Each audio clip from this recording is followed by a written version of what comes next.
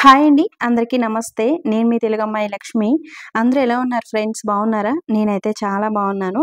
మీరందరూ ఎలా ఉన్నారు అనేది కింద కామెంట్ సెక్షన్లో నాతో షేర్ చేసుకోవడం అస్సలు మర్చిపోవద్దు. టైము ఎర్లీ మార్నింగ్ 3:30 అవుతుందండి. 3:30కే నిద్ర లేచాను ఈరోజు. ఆల్రెడీ మీరు థంబ్నెయిల్‌లో చూసారు కదా, ఊరు వెళ్తున్నాము. ఒక చిన్న ట్రిప్ అయితే ప్లాన్ చేసుకున్నాం అనమాట. ముందు ప్లానింగ్ ఏం లేదండి, అప్పటికప్పుడు టికెట్స్ దొరికాయి, వెళ్తున్నాము. ఎక్కడికి వెళ్తున్నాము, ఏంటి ఇదంతా కూడా వీడియోలో అయితే చెప్తాను. వీడియో అయితే లాస్ట్ వరకు స్కిప్ చేయకుండా చూడండి ఫ్రెండ్స్. ఈ వీడియో మీ అందరికీ బాగా నచ్చుతుంది. అలాగే వీడియో చూస్తున్న ప్రతి ఒక్కరు వీడియోని లైక్ చేయడం, హైప్ చేయడం, ఒక మంచి కామెంట్ పెట్టడం కూడా అస్సలు మర్చిపోవద్దు. ఇంకా సాహితీ, సాత్విక్ ఇద్దరు కూడా ఈరోజు 4:00కే నిద్ర లేచారండి.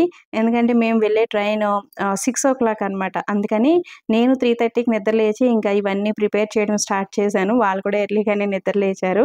ఇంకా ఇప్పుడు వీళ్ళిద్దరూ స్నానాలు చేస్తారు, రెడీ అవుతారు. ఈలోపు నేను ఇంకా కిచెన్లో ఈ వంట పని అంతా కూడా కంప్లీట్ చేసుకోవాలి. ఎందుకంటే ట్రైన్లో వెళ్తున్నాం కాబట్టి ఇక్కడ ట్రైన్స్లో ఏంటంటే మనం తినే ఫుడ్ పెద్దగా దొరకదు. ఒకవేళ దొరికినా కూడా ట్రైన్‌లో దొరికే ఫుడ్ మనం తినలేం కదండీ. సో, పిల్లలకు కూడా అంత హెల్తీ కాదు కాబట్టి నేనెప్పుడు ట్రైన్ జర్నీ చేస్తున్నా సరే కంపల్సరీ ఫుడ్డు ప్యాక్ చేసుకొని తీసుకువెళ్తాను. పిల్లల కోసమైనా సరే, టైం లేకపోయినా సరే అట్‌లీస్ట్ పిల్లల కోసమైనా సరే ఏదో ఒకటి ప్రిపేర్ చేసి తీసుకువెళ్తాననమాట.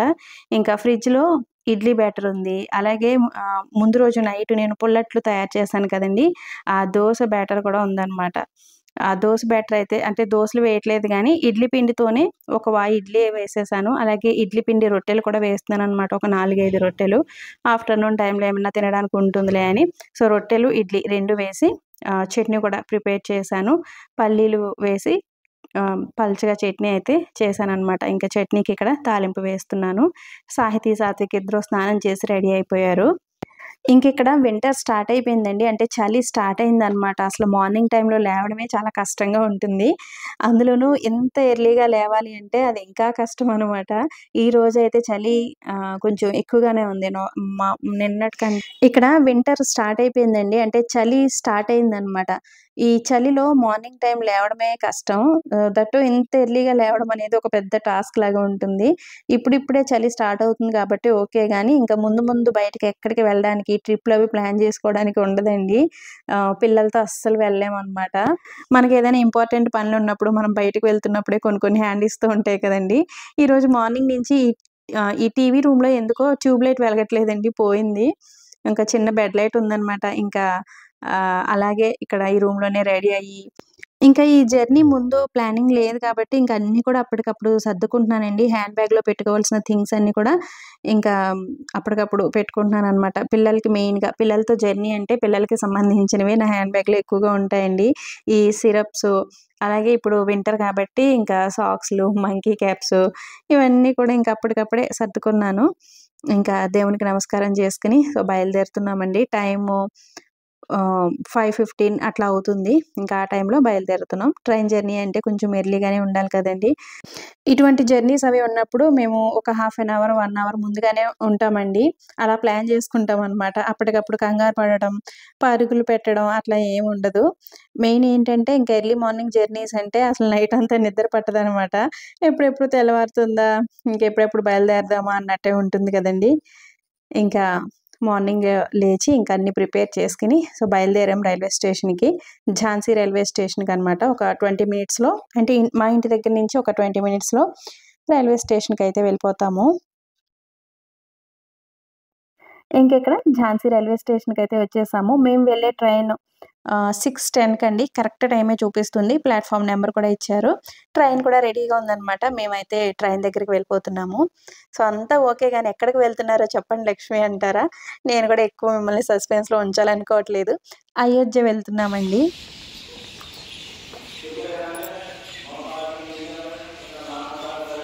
ఎర్లీ మార్నింగ్ జర్నీ కదండీ! ఈ వింటర్ టైమ్‌లో ఝాన్సీ రైల్వే స్టేషన్‌లో చిన్న చిన్న పిచ్చుకల్లాగా ఉంటాయండి. ఆ పక్షులు చాలా ఎక్కువుంటాయన్నమాట. ఆహ్, రైల్వే స్టేషన్‌లోనే కాదు మనకి యూపీలో చాలా చోట్ల ఆ పక్షులు ఎక్కువ కనిపిస్తాయి. ఎస్పెషల్లీ వింటర్ టైమ్‌లో కనిపిస్తాయన్నమాట. వాటి పేరేంటో తెలీదు. బట్ ఆ సౌండ్స్ అవి మీకు వినిపిస్తున్నాయి కదా! అందుకని చెప్పాను. ఇంకిక్కడ ట్రైన్‌లోకొచ్చి కూర్చున్నాము. అయోధ్య వెళ్ళాలి అనేది ఒక 1 ఇయర్ నుంచి ప్లానింగ్ అండి. అప్పుడు వెళ్దాం, ఇప్పుడు వెళ్దాం అని అలా వాయిదాలు పడిపోతుందనమాట.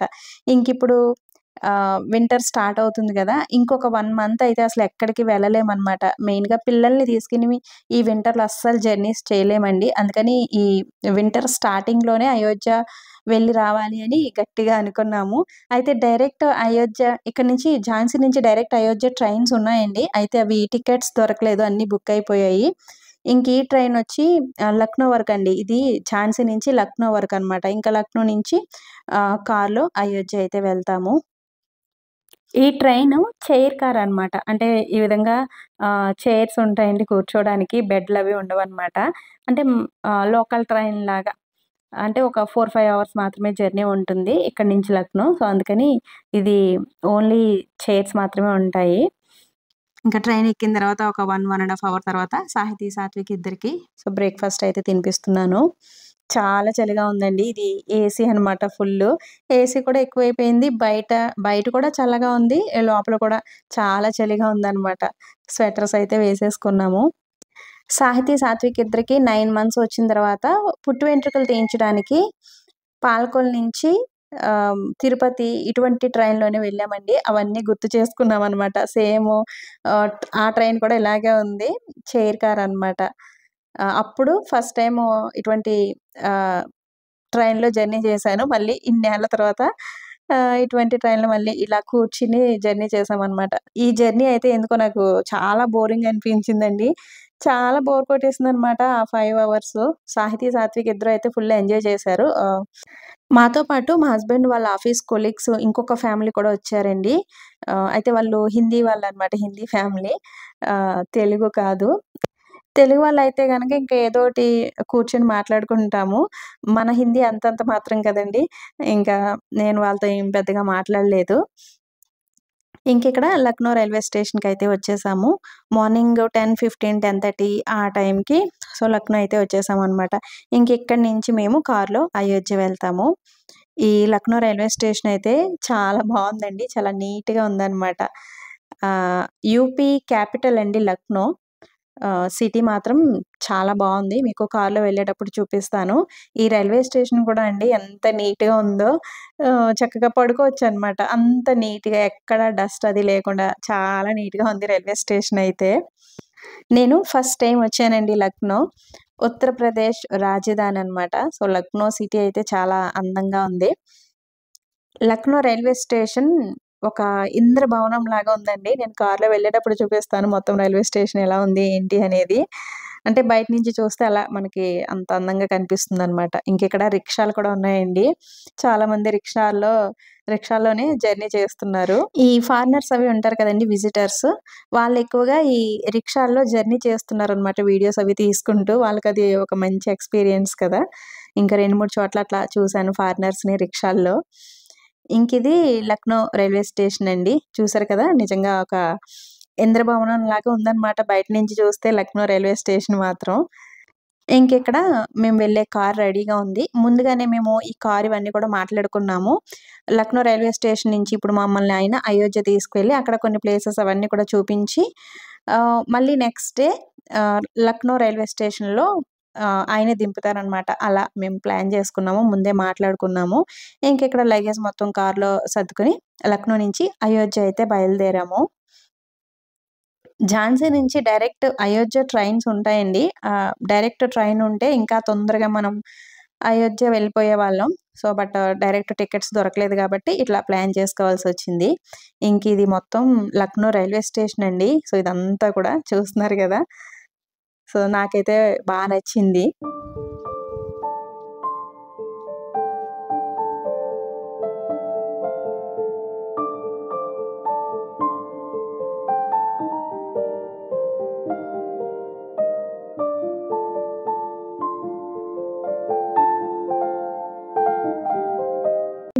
అయోధ్య వెళ్తున్నాను, బాలరామయ్యని చూడబోతున్నాను అని ఎంత హ్యాపీగా ఉన్నానో అండి నేను. ఒక 1 ఇయర్ నుంచనమాట అయోధ్య తీసుకెళ్ళండి, అయోధ్య తీసుకువెళ్ళండి అని మా హస్బెండ్‌ని ప్రతిరోజు అడుగుతూనే ఉన్నాను. ఎందుకంటే ఇక్కడ వర్క్ కంప్లీట్ అయిపోయింది కాబట్టి ఎప్పుడు ఇక్కడి నుంచి ట్రాన్స్‌ఫర్ అయిపోతుందో తెలీదండి. అప్పటికప్పుడు చెప్తారు. ట్రాన్స్‌ఫర్ అయిపోతుందనమాట. ఇంకా అయోధ్య వెళ్ళకుండానే ఇక్కడి నుంచి వెళ్ళిపోతామేమో అలా అనుకునేదాన్ని. బట్ బాలరామయ్యని దర్శించుకోబోతున్నాను కదా! చాలా చాలా మా మనసంతా కూడా హ్యాపీగా ఉందనమాట. లక్నో నుంచి 128 కిలోమీటర్స్ అండి అయోధ్య. అంటే ఒక 2 ½ అవర్స్, 3 అవర్స్‌లో అయోధ్య అయితే వెళ్ళిపోతాము. ట్రాఫిక్ ఎక్కువుంటే గనక ఒక హాఫ్ అన్ అవర్ అట్లా కొంచెం ఎక్కువవుతుందనమాట. లక్నో సిటీ అయితే చాలా బావుందండి. విశాలమైన రోడ్లు, చాలా నీట్‌గా ఉంది. ఉత్తరప్రదేశ్ రాజధాని కాబట్టి ఇంకా క్యాపిటల్ సిటీస్ అన్నీ కూడా మనకి బావుంటాయి కదండీ! ఆ డెవలప్‌మెంట్ అనేది కనిపిస్తుంది.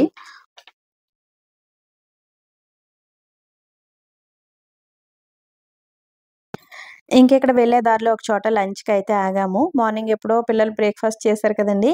ఇంకా ఆకలి, ఆకలి అంటున్నారు. అందుకని లంచ్ చేయడం కోసం ఒక ఆహ్, హైవే పక్కన డాబాల్లాగా ఉంటాయి కదండీ! సో, అక్కడైతే ఆగాము.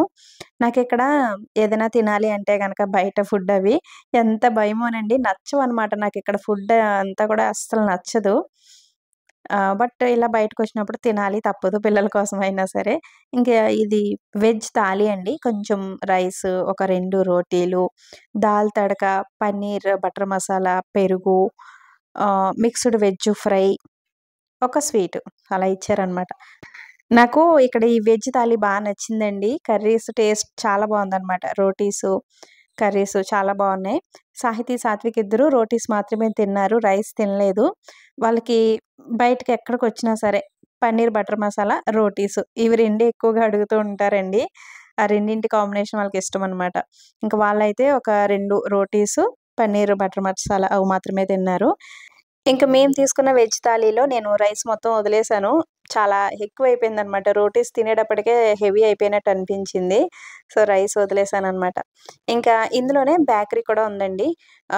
పిల్లలింకా జర్నీలో ఏదో ఒకటి అడుగుతూ ఉంటారు కదా! అందుకని ఇక్కడ పిల్లలు తినే కొన్ని స్నాక్స్, బిస్కెట్ ప్యాకెట్సు, చిప్సు ఇంకా ఇవన్నీ కూడా ఇక్కడ తీసుకున్నామనమాట. ఇంకిక్కడ పిల్లల్ని అట్రాక్ట్ చేసే వస్తువులు చాలా ఉన్నాయన్నమాట. రకరకాల జెల్లీస్, లాలీపాప్స్ ఇట్లా చాక్లెట్స్‌తో రకరకాల బొమ్మలు ఇవన్నీ ఉన్నాయన్నమాట. ఇంక వీలైనంత తొందరగా ఇక్కడి నుంచి వెళ్ళిపోవాలి అని ఫాస్ట్‌గా కావాల్సిన బిస్కెట్స్, చిప్స్ తీసుకొని ఇక్కడి నుంచి అయితే వెళ్ళిపోయాము. ఇంకొక 1 వీక్‌లో దీపావళి కదండీ! ఇక్కడ ఏంటంటే దీపావళికి ఫ్యామిలీస్‌కి, ఫ్రెండ్స్‌కి స్వీట్స్, చాక్లెట్స్ ఇవన్నీ కూడా ఇచ్చి పుచ్చుకుంటారండి. గిఫ్ట్ లాగా ఇస్తారనమాట. ఇంకా వాటికి సంబంధించిన గిఫ్ట్ ప్యాకింగ్స్ అవన్నీ కూడా ఇక్కడ ఉన్నాయి. అంటే స్వీట్స్, చాక్లెట్స్ చక్కగా గిఫ్ట్ లాగా ప్యాక్ చేసి ఉంచారు. ఇంకిక్కడ చూసారు కదండీ! ఎన్ని రకాల బిస్కెట్స్ ఉన్నాయో. జీరా బిస్కెట్స్, వామ్ బిస్కెట్స్ ఇట్లా చాలా ఉన్నాయన్నమాట. పిల్లల కోసం బిస్కెట్స్, చిప్స్ ఇవన్నీ తీసుకొని ఇంకిక్కడి నుంచి అయితే బయలుదేరిపోయాము. ఈ కార్ జర్నీ అయితే బా సాగిందండి. అంటే నాకు కారు పడదనమాట. అందులో ఏసీ ఆన్ చేస్తే అస్సలు పడదు. గ్లాసులన్నీ దించేసి విండో పక్కనే కూర్చుంటాను. వామిటింగ్స్ అయిపోతూ ఉంటాయి. బట్ లక్నో నుంచి అయోధ్య కార్ జర్నీ అయితే చాలా బావుందండి నాకు. మంచిగా అనిపించింది. వామిటింగ్ సెన్సేషన్ గాని, వామిటింగ్స్ గాని ఏమి లేవు. హ్యాపీగా జర్నీ అయితే సాగింది. ఇంకా అయోధ్య అయితే వచ్చేసామండి. చూసారు కదా! ఎంట్రన్స్‌లో మనకి సూర్య భగవానుడి ప్రతిమ అయితే ఉందనమాట. ఇంకిక్కడి నుంచి అయోధ్య అనమాట. ఇంక లోపలికి వెళ్తున్న కొద్దీ నాకు ఎంత హ్యాపీయో మనసుకి ఏదో తెలియని ఆనందం అనమాట. అయోధ్య వచ్చాను, అయోధ్యలో ఉన్నాను అనే ఆనందం నాకు. ఇంకా 4:10, 4:15 ఆ టైంకి మేము అయోధ్య అయితే రీచ్ అయ్యాము. ఇంకా అయోధ్యలో అడుగుపెట్టిన దగ్గర నుంచి మనకి పక్కన ఈ విధంగా స్తంభాలు కనిపిస్తున్నాయి కదండీ! పైన మనకి సూర్య ఆకారాలు కనిపిస్తున్నాయి కదా! బాల్స్ లాగా. అవి నైట్ టైమ్‌లో చక్కగా వెలుగుతూ అయోధ్య మొత్తం కూడా నైట్ టైమ్ చూడాలండి. చాలా బావుంటుంది. ఫుల్లు లైటింగ్స్ ఉంటాయి. చాలా బావుంటుందనమాట. డే టైమ్‌లో కంటే కూడా నైట్ టైమ్ బావుంటుందనమాట. అది కూడా నేను ఈ వీడియోలోనే చూపిస్తాను. అస్సలు వీడియో అయితే లాస్ట్ వరకు మిస్ అవ్వకుండా చూడండి. మనకి మీకు ఎదర కనిపిస్తుంది గదా! అది లతా మంగేష్కర్ చౌక్ అండి. ఈ లతా మంగేష్కర్ చౌక్ ఇదంతా కూడా మనం నైట్ టైమ్‌లోనే చూడాలనమాట. చాలా బావుంటుంది. ఇది కూడా నేను ఈ వీడియోలోనే చూపిస్తాను. నైట్ టైమ్ ఇక్కడ ఇది ఎలా ఉంటుంది, ఈ ఏరియా అంతా నైట్ టైమ్‌లో ఎలా ఉంటుంది అనేది చూపిస్తాను. ఇంకిక్కడ అయోధ్యలో ఎక్కువగా ఈ విధంగా బ్యాటరీ ఆటోలంటారా వీటిల్ని? ఏమంటారో తెలీదు. ఇవి ఎక్కువగా ఉన్నాయండి. మనం ఏ టెంపుల్‌కి వెళ్ళాలన్నా, ఎక్కడికి వెళ్ళాలన్నా ఇంకా వీటిల్లోనే వెళ్ళొచ్చనమాట నడవలేని వాళ్ళు. మనకి అన్నీ కొంచెం దగ్గర దగ్గరలోనే ఉన్నాయండి. ఈ టెంపుల్స్ ఇవన్నీ గూడా. నడిచి కూడా వెళ్ళొచ్చు. బట్ పిల్లలతో ఉన్నవాళ్ళు అవి నడవలేరు కాబట్టి ఇంక చక్కగా ఆ విధంగా బ్యాటరీ ఆటోలయితే మనకి ఎవ్రీ టైమ్ ఎక్కడ పడితే అక్కడ అవైలబుల్ ఉన్నాయన్నమాట. చక్కగా వాటిల్లో వెళ్ళిపోవచ్చు. ఇంక మేము అయోధ్య వచ్చిన తర్వాత ఫస్ట్ రూమ్ తీసుకున్నామండి. రూమ్ తీసుకొని రూమ్‌లో ఫస్టు ఫ్రెష్ అయిపోయి ఇంకా విజిటింగ్‌కైతే స్టార్ట్ అయిపోయాము. రెస్ట్ తీసుకోవట్లేదండి. ఇంకా ఉండేది ఒక రోజే గాబట్టి ఎన్ని ప్లేసెస్ వీలైతే అన్ని ప్లేసెస్ చూసేయాలి అని అనుకున్నాము. ఆ విధంగా ప్లాన్ చేసుకొని వచ్చామనమాట. ఇంకా వచ్చిన వెంటనే రూమ్ తీసుకొని ఫ్రెష్ అయిపోయి ఫస్టు మేము మేమున్న రూమ్‌కి దగ్గరలోనే పక్కనే సరయూ నది ఉందండి. అక్కడ హారతి ఉంటుందంట ఈవినింగ్ 6:30కి. ఇంక ఫస్ట్ హారతి దగ్గరికైతే వెళ్తున్నాము. సరయూ నది దగ్గరికైతే వెళ్తున్నాము. సరయూ నది పక్కనే మేము రూమ్ అయితే తీసుకున్నాము. అంటే లతా మంగేష్కర్ చౌక్‌కి దగ్గరే రూమ్ తీసుకున్నామనమాట. ఇది అయోధ్య ఘాట్ అండి. ఈ పక్క నుంచి వెళ్తే మనకి సరయూ నది వచ్చేస్తుంది. అంటే హా హారతిచ్చే ఘాట్ అవన్నీ కూడా వస్తాయి. మాకు తెలీదు గదా! ఫస్ట్ టైమ్ వచ్చాము గదా! ఇటువైపు ఎళ్తే వచ్చేస్తుంది అని తెలియక అదంతా చుట్టూ తిరిగి నడుచుకుంటూ వెళ్ళామండి. నెక్స్ట్ డే తెలిసిందనమాట ఇటు కూడా వెళ్ళొచ్చు అని. బట్ మేము చుట్టూ తిరిగి వెళ్ళాం గదండీ! అయన్నీ చూసినట్టు అనిపించింది. సో, ఇవన్నీ చూసుకుంటూ అలా ముందుకైతే వెళ్ళాము. ఇప్పుడు మీరు ఈ రైట్ సైడ్ చూస్తున్నారు కదండీ! అదంతా కూడా సరయూ నదనమాట. అయోధ్యలో ప్రవహించే పవిత్రమైన నది ఈ సరయూ నదండి. ఈ సరయూ నదికి చాలా పురాణ ప్రాముఖ్యత కూడా ఉంది. ఇక్కడికి వచ్చిన వారు ఫస్ట్ ఈ సరయూ నదిలో స్నానం చేసి బాలరాముని దర్శనానికైతే వెళ్తారు. ఇంకా ఈ నది ఒడ్డున మనకి ఆహ్, స్నానం చేసిన తర్వాత బట్టలవి చేంజ్ చేసుకోవడానికి ఎక్కడికక్కడ ఆహ్, రూమ్స్ అవి ఉన్నాయన్నమాట. ఈ సరయూ నది ఒడ్డున ఇంకా చాలా కన్‌స్ట్రక్షన్స్ ఇవన్నీ కూడా జరుగుతున్నాయండి. మనం ఒక 2, 3 ఇయర్స్ తర్వాతొస్తే గనక ఇంకా చాలా చేంజెస్ అయితే కనిపిస్తాయన్నమాట. ఇంకా ఫుల్ డెవలప్ అయిపోతుంది ఇక్కడైతే. ఇంక ఈ నది ఒడ్డుకి రాగానే సాహితీ, సాత్విక్ ఇద్దరు బొట్లు పెట్టించుకుంటున్నారు. ఇక్కడికొచ్చిన దగ్గర నుంచి అండి. ఎక్కడెక్కడ పెడతారా అని చూస్తున్నారనమాట. అంటే ఇక్కడ మేము చాలా టెంపుల్స్‌కి అవి వెళ్తూ ఉంటాం కదా! ఎక్కడికి వెళ్ళినా వాళ్ళు ఈ విధంగా బొట్లు పెట్టించుకుంటారు. కాశీ వెళ్ళినప్పుడు కూడా పెట్టించుకున్నారు గదా! ఇంకా జై శ్రీరామ్ అని అట్లా పెట్టించుకున్నారనమాట. చాలా ఇష్టం వాళ్ళకి ఈ విధంగా బొట్లు పెట్టించుకోవడం ఇవన్నీ కూడా. ఇంకా అయోధ్యలో తెలుగు వాళ్ళైతే చాలా మందున్నారండి. మన తెలుగు భక్తులు. తెలుగు వినిపించింది. తెలుగు వాళ్ళు కనిపించారనమాట. చాలా హ్యాపీ అనిపించింది. మన పక్క నుంచి తెలుగు మాట్లాడుకుంటూ వెళ్తుంటే చాలా హ్యాపీ అనిపించిందనమాట. యూపీలో చాలా తక్కువండి మన తెలుగు వినిపించడం అనేది. ఇంకా కాశీ, అయోధ్య ఇటువంటి ప్రదేశాల్లో ఇంక మన తెలుగు భక్తులే ఎక్కువగా ఉంటారు గదా! చాలామంది తెలుగు వాళ్ళని మనం చూడొచ్చు, మాట్లాడొచ్చు. ఇంకిక్కడ సరయూ నదికి ప్రతిరోజు హారతిస్తారండి. ఈ హారతి కార్యక్రమాన్ని చూడడం కోసం చాలామంది భక్తులు ఇంకా 6:30 ఆ టైంకి ఇక్కడికొచ్చి చేరతారనమాట. మనకి కాశీలో ఏ విధంగా అయితే హారతిస్తారో, ఆ హారతి చూడడానికి ఎలాగైతే భక్తులు వేచి చూస్తారో సేమ్ ఇక్కడ కూడా అంతే. అయితే 6:30కి హారతిస్తారంటండి. మేమిక్కడికొచ్చేటప్పటికి 5:15 ఆ టైం అయిందనమాట. 1 అవర్ పైనే ఇక్కడ వెయిట్ చేయాలి గదా! మా హాయ్ చెప్పు. జై శ్రీరామ్. హర్ హర్ మహాదేవ్ శంభో శంకర.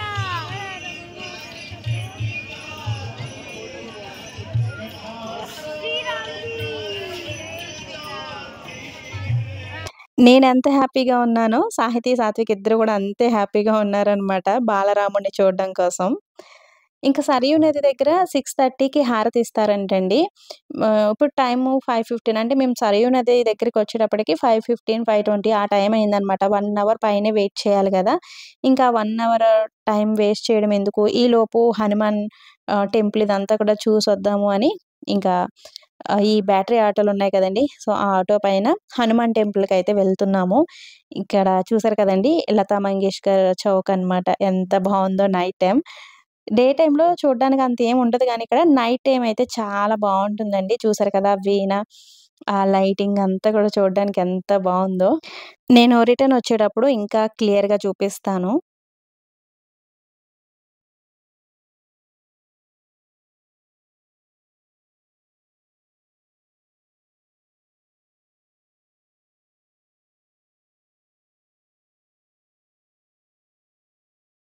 అయోధ్యలో మనం అడుగుపెట్టిన దగ్గర నుంచి మనకి ఆ సూర్య దేవుడి ప్రతిమలు, సూర్య దేవునికి సంబంధించిన ఈ సింబల్స్ ఇవన్నీ కూడా ఎక్కువగా కనిపిస్తున్నాయి కదండీ! ఎందుకంటే అయోధ్య సూర్యవంశ రాజధాని. అంటే రాముడు సూర్యవంశానికి చెందినవారు కాబట్టి, మనం అయోధ్యలో అడుగుపెట్టిన దగ్గర నుంచి సూర్యదేవుని ప్రతిమలు ఇవన్నీ కూడా మనకి ఎక్కువగా కనిపిస్తూ ఉంటాయన్నమాట. ఇంకా నైట్ టైమ్ అయోధ్య నగరం మొత్తం గూడా విద్యుత్ కాంతులతో ఈ విధంగా చాలా బావుంటుందండి. Night time చూడాలనమాట.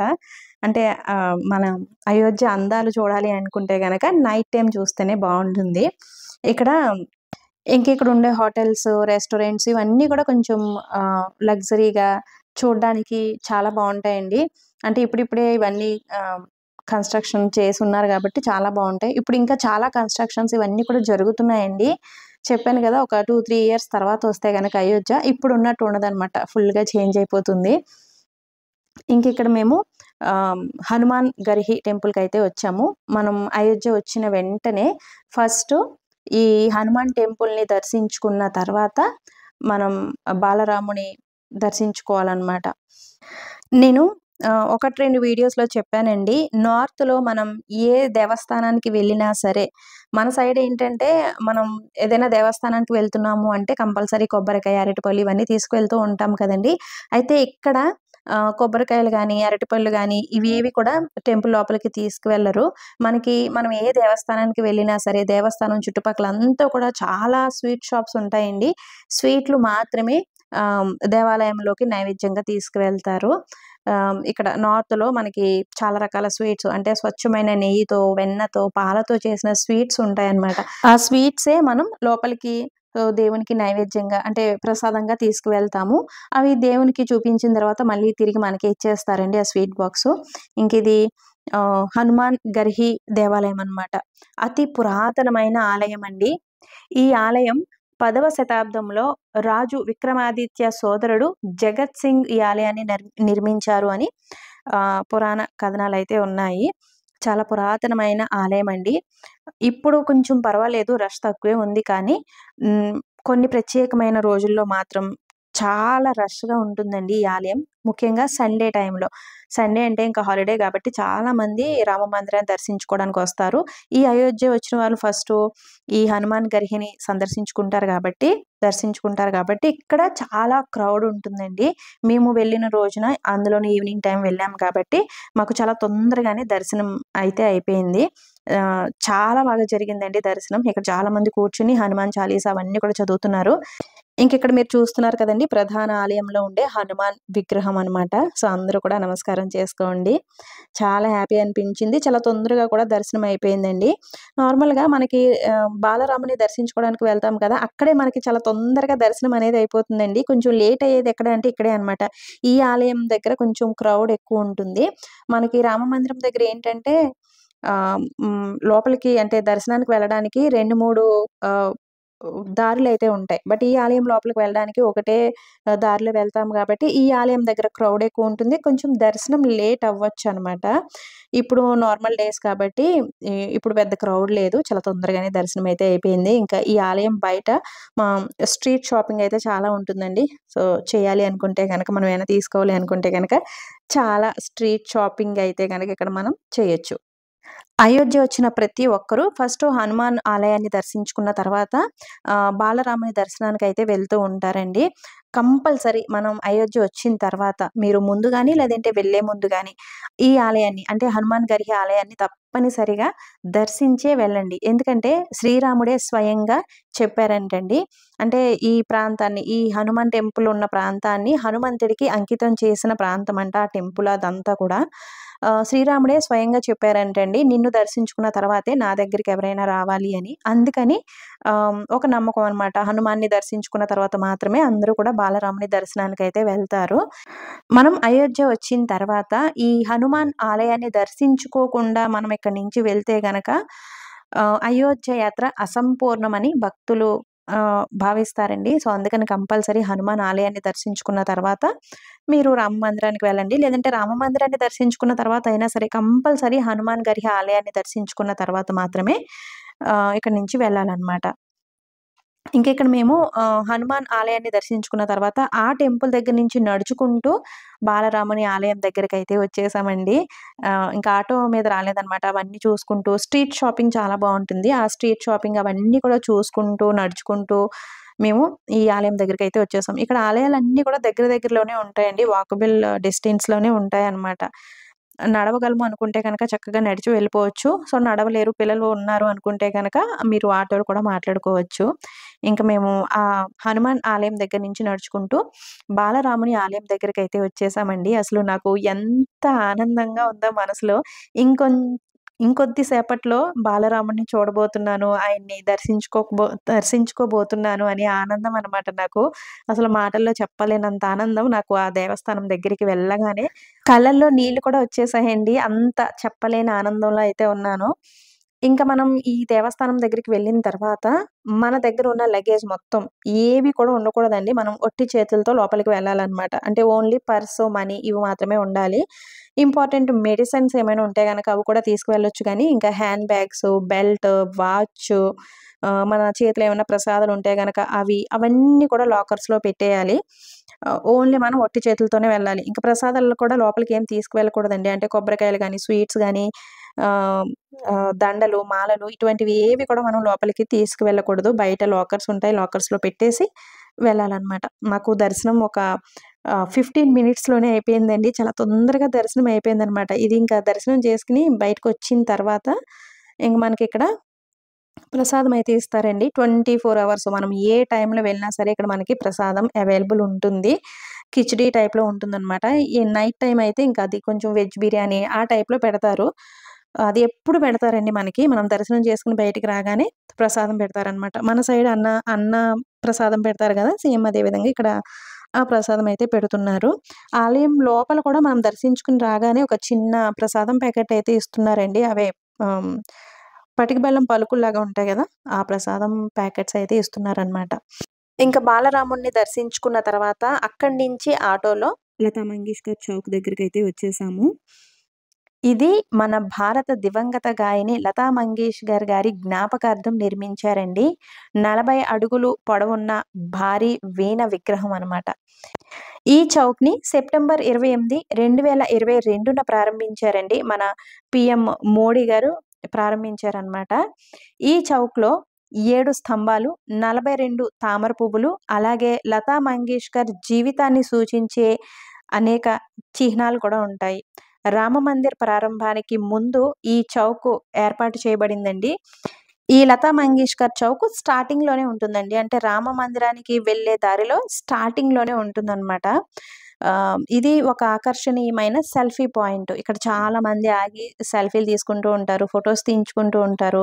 ఇక్కడ ఫోటోలు తీసేవాళ్ళు కూడా ఉన్నారనమాట. చక్కగా ఒక 5 మినిట్స్‌లోనే ఫోటోలవి తీసి ఇచ్చేస్తున్నారు.